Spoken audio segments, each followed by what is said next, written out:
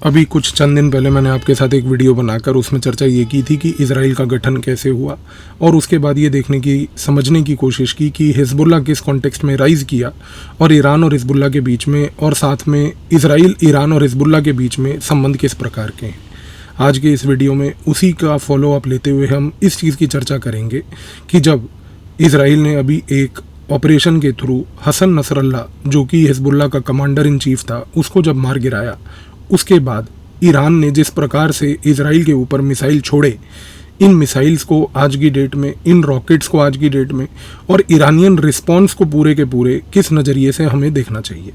क्या आज की डेट में ये कहना सक्षम होगा कि जो ईरान ने एक रिस्पॉन्स इजराइल को भी हाल ही में दिया है, क्या ये एक बहुत बड़ा कॉन्फ्लिक्ट अनफोल्ड करने वाला है?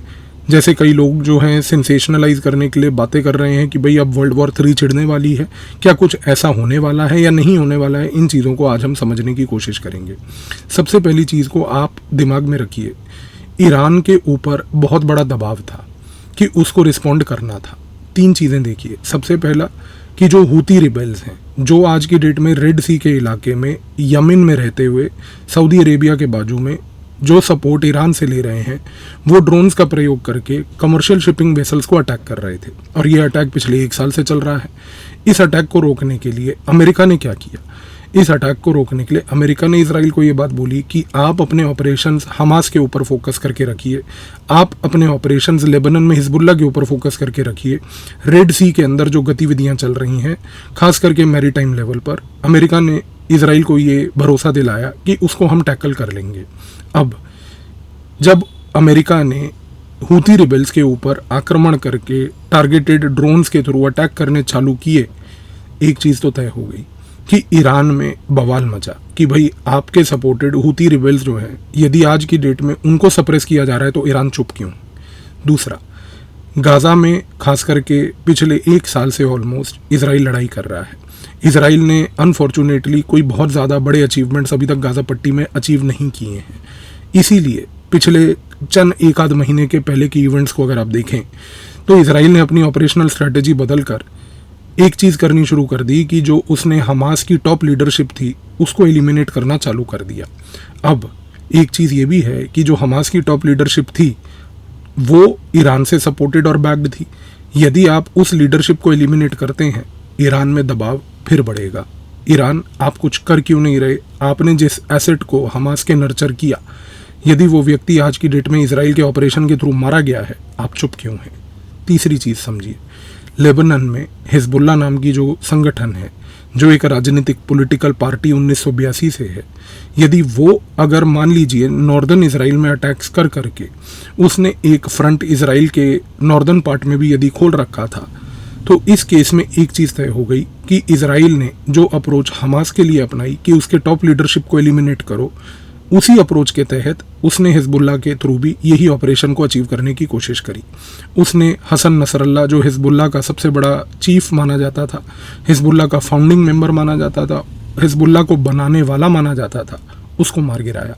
अब देखिए, ईरान का सपोर्टेड हमास का हेड, ईरान का सपोर्टेड हिजबुल्ला का हेड, ईरान सपोर्टेड हूतीस, तीनों जगह पर जब ईरान बैकफुट पे आया, अब आप ये तो समझेंगे कि ये बात कॉमन है कि ईरान रिटेलिएट करेगा। और ये बात ईरान को नहीं, ये बात सिर्फ इजराइल को नहीं, ये बात सारों को पता थी कि ईरान एक ना एक दिन रिटेलिएट करेगा। तो उसने जो रिटेलिएशन किया, सबसे पहली बात, वो बहुत ही गहरे दबाव में किया। दूसरी चीज़, क्या इस रिटेलिएशन जो ईरान ने किया, जो उसने अभी कई रॉकेट्स जो हैं इजराइल के ऊपर छोड़ दिए, जब इजराइल में सायरन बजने लगे और इजराइल के जो एयर डिफेंस सिस्टम से उन्होंने उन मिसाइल्स को डिटेक्ट कर लिया और न्यूट्रलाइज कर दिया, तो क्या आज की डेट में हम ये समझें कि ईरान ने इस मिसाइल अटैक के थ्रू इजराइल के ऊपर उसको एक मैसेज दिया है कि हम चुप नहीं बैठेंगे? क्या हम ये इन्फर कर सकते हैं कि भाई आने वाले समय में ईरान इस कॉन्फ्लिक्ट को और बड़ा करेगा और मिडल ईस्ट में वो एक डायरेक्ट लड़ाई लड़ेगा? कुछ फैक्ट्स को समझते हैं। सबसे पहली चीज़ ये है कि आज ईरान एक बात बहुत स्पष्ट तरीके से जानता है, कन्वेंशनल मिलिट्री लड़ाई यदि उसने इजराइल के साथ करी तो वो हारेगा, क्योंकि इजराइल और ईरान के इक्वेशंस अगर हम मिलिट्री लेवल पर देखें तो उनके इक्वेशंस वही हैं जो भारत और पाकिस्तान के बीच में हैं। पाकिस्तान यदि आज भारत के साथ कभी युद्ध लड़ता है तो भारत की कन्वेंशनल मिलिट्री सुपीरियोरिटी इतनी है कि 2 दिन में चपेड़े खा के चुपचाप जो है लेट जाएगा। यही चीज़ ईरान समझता है, क्योंकि ईरान को ये बात पता है कि यदि मैं आज इजराइल के साथ एक मिलिट्री कॉन्फ्लिक्ट में इंगेज करता हूँ, एक लड़ाई मोल लेता हूँ, तो सबसे पहली बात तो ये होगी कि मैं इजराइल को हरा नहीं पाऊंगा। इजराइल के पास कन्वेंशनल मिलिट्री सुपीरियोरिटी है। दूसरा, अमेरिका ने ओपन तरीके से ये चीज़ स्पष्ट कर दी है। उनका सुत्तड़ प्रेसिडेंट जो है अमेरिका का, जो बाइडन, उसने ये बात मीडिया में आके सोते हुए बोल दी है कि वो बंदा इस समय इजराइल के साथ खड़ा है। अमेरिका इजराइल को हर प्रकार की मदद करेगा यदि अगर मान लीजिए ईरान उसको अटैक करता है। अब समझने की बात यह है कि ईरान इस समय ऐसी कोई परिस्थिति पैदा नहीं करेगा, खास करके इजराइल के ऊपर एक बड़े वॉर को छेड़ के, क्योंकि उसको ये बात पता है कि वो पहली बात तो इजराइल की कन्वेंशनल मिलिट्री से नहीं लड़ सकता, और यहाँ पर यदि अगर उसने इजराइल के साथ एक बड़ा कॉन्फ्लिक्ट क्रिएट कर दिया तो अमेरिका इजराइल के साथ खड़ा हो जाएगा, और अमेरिका इजराइल कंबाइंड फोर्सेस के साथ तो ईरान कतई ही नहीं लड़ सकता। अब तीसरा सवाल ये उठता है कि फिर ईरान करना क्या चाहता है। मैंने आपको बताया कि ईरान ने दबाव में आकर ये टैक्टिक अपनाया, और मैं आपको पहले भी बता चुका हूँ। अब इस खेल को और ध्यान से समझिए। यहाँ पर इस समय समस्या 2 हैं। पहली समस्या ये है कि जो वर्ल्ड के जियोपॉलिटिकल इक्वेशंस हैं वो बहुत गहरी तरह से बदल रहे हैं। कैसे? Over a period of time ये हुआ है कि जो तेल की डिमांड थी पूरे वर्ल्ड में धीरे धीरे घट रही है, ख़त्म नहीं हुई, धीरे धीरे घट रही है। क्यों? उसका कारण सबसे बड़ा ये है कि तेल के प्रयोग से आज की डेट में पूरे वातावरण पे बहुत प्रदूषण पैदा हो रहा है। इस वातावरण के प्रदूषण के कारण जितने भी क्लाइमेट चेंज के रिलेटेड मीटिंग्स होती हैं वहाँ पर बार बार ये निर्णय लिया जा रहा है, और आज की डेट में कई देश इसको इम्प्लीमेंट भी कर रहे हैं, जिसमें भारत भी एक अव्वल नंबर पर है, कि वो क्लीन एनर्जी की तरफ जा रहे हैं। दूसरी चीज़ को समझिए, अगर वर्ल्ड क्लीन एनर्जी की तरफ जाएगा तो सबसे महत्वपूर्ण बात यह है कि आज जितना भी तेल का खरीद फरोख्त हो रहा है वो आने वाले समय में तो घटेगा। यानी कि अभी चाहे तेल का खरीद फरोख्त जितना मर्जी हो, लेकिन धीरे धीरे आप टेक्नोलॉजी की इनोवेशन के थ्रू ऐसी टेक्नोलॉजी का प्रयोग करेंगे जो तेल को ना प्रयोग करे, तेल का यूसेज ना करे। अब देखिए कि आज की डेट में मिडल ईस्ट में तेल वाली प्रोड्यूसिंग डोमिनेंट कंट्रीज़ कौन सी हैं? इसमें Saudi Arabia, United Arab Emirates, ये और बाकी जीसीसी की अन्य जो देश हैं वो सारे हैं। अब समझिए इस चीज़ को। अमेरिका को आज से 10 से 12 साल पहले ये बात समझ आ गई थी। 10 से 12 साल पहले अमेरिका ने जब शेल गैस को डिस्कवर किया था, और साइंटिस्ट ने जब बताया कि शेल गैस जो है वो आने वाले समय में एक तरीके से तेल का रिप्लेसमेंट हो सकती है, तो अमेरिका ने अपना 50 से 60 साल पुराना नाता जो सऊदी अरेबिया के साथ उसने बना के रखा था, जो जीसीसी के साथ उसने बना के रखा था, उसने वो नाता तोड़ दिया। और वो नाता तोड़ा नहीं, उसने तोड़ने के साथ साथ पूरे मिडल ईस्ट को भी तोड़ा। और अमेरिका ने उस समय अरब स्प्रिंग क्रिएट किया। अरब स्प्रिंग का सबसे बड़ा उद्देश्य ये था कि मिडल ईस्ट में इन सारी मोनार्कीज़ को ये मैसेज दे देना, खास करके सऊदी अरेबिया को, कि देखिए अगर हम चाहें तो हम आपसे सिर्फ व्यापार नहीं बंद कर सकते, पर हम अगर चाहें तो आपकी पूरी की पूरी मोनार्की को गिरा सकते हैं। आप देखिए कि तब से सऊदी अरेबिया में इतनी खलबली मच गई कि सबसे पहले तो सऊदी अरेबिया ने ये इंश्योर किया कि अरब स्प्रिंग हमारे ऊपर इम्पैक्ट ना करे, जो कि नहीं किया। और दूसरा, जब से मोहम्मद बिन सलमान आया उसने आते सार ये इंश्योर किया कि सऊदी अरेबिया की इकोनॉमी सिर्फ तेल पर निर्भर ना रहे। उसने इकोनॉमी को डाइवर्सिफाई करके इन्वेस्टमेंट लानी चालू कर दी। लेकिन दूसरी महत्वपूर्ण चीज़ ये है कि जैसे जैसे वर्ल्ड आज की डेट में तेल का रिप्लेसमेंट ढूंढ रहा है, शेल अभी तक उस लेवल पर कमर्शियल वाइबिलिटी के पॉइंट ऑफ व्यू से नहीं आई है। लेकिन जो ऑयल का रिप्लेसमेंट है, जो कमर्शियली वाइबल भी है, वो है नेचुरल गैस। और आज अगर मिडल ईस्ट में किसी के पास सबसे ज़्यादा मात्रा में नेचुरल गैस है तो उसमें से एक देश ईरान है। ईरान को ये बात पता है कि वो जोग्राफिकली इस प्रकार से ब्लेस्ड है कि उसके पास तेल भी उतना ही है और नेचुरल गैस भी उतनी है।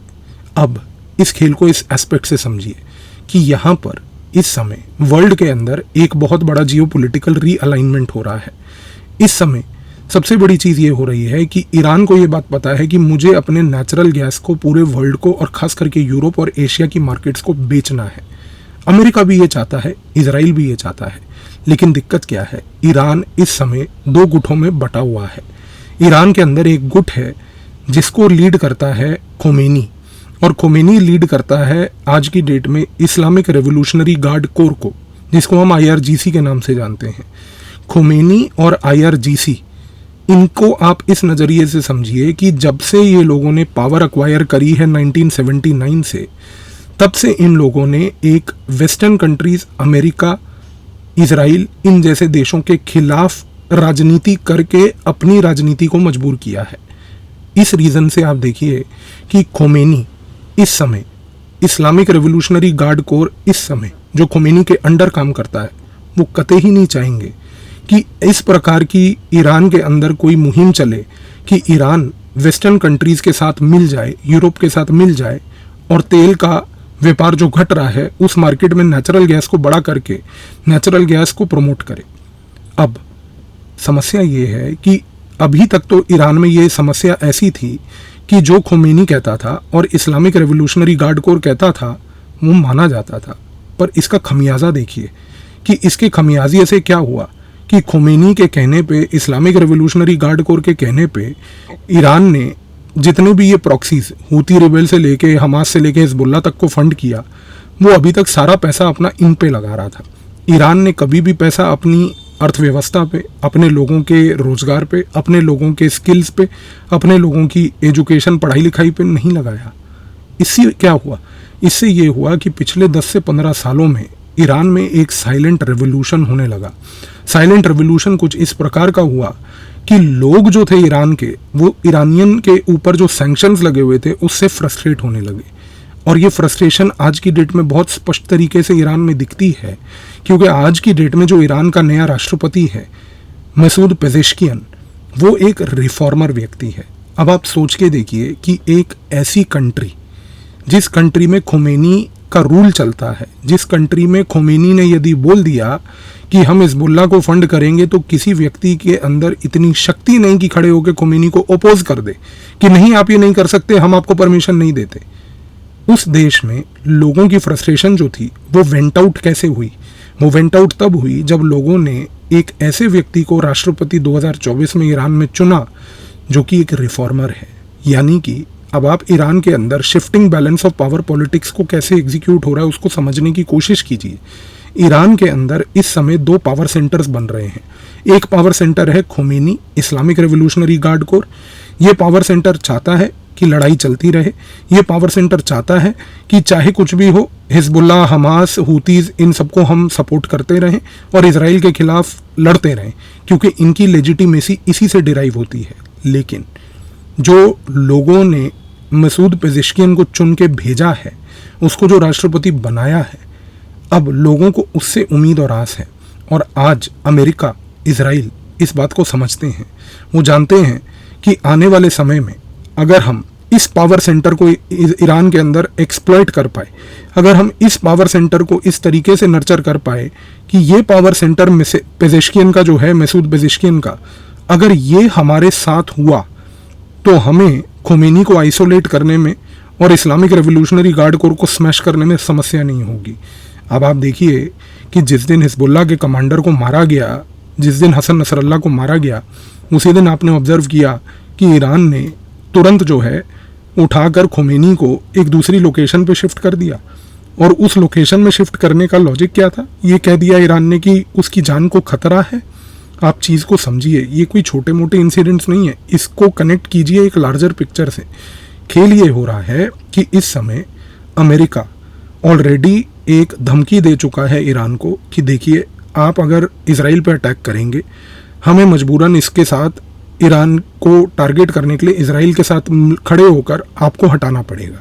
अब बैकएंड लेवल पे जो बातें चल रही हैं वो ये हैं कि ईरान को ये समझाया जा रहा है आप रिटेलिएट कीजिए ताकि आपकी थोड़ी बहुत क्रेडिबिलिटी बची रहे।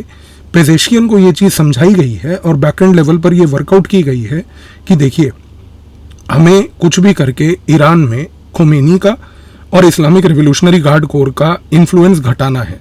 पेजेश्कियन आज की डेट में ये एसेट है। उस एसेट को ये समझाया गया है कि आप ये इंश्योर कीजिए कि ये दोनों पावर सेंटर्स आइसोलेट हो जाएं। हम ग्रेजुअली आने वाले समय में सैंक्शंस हटा देंगे।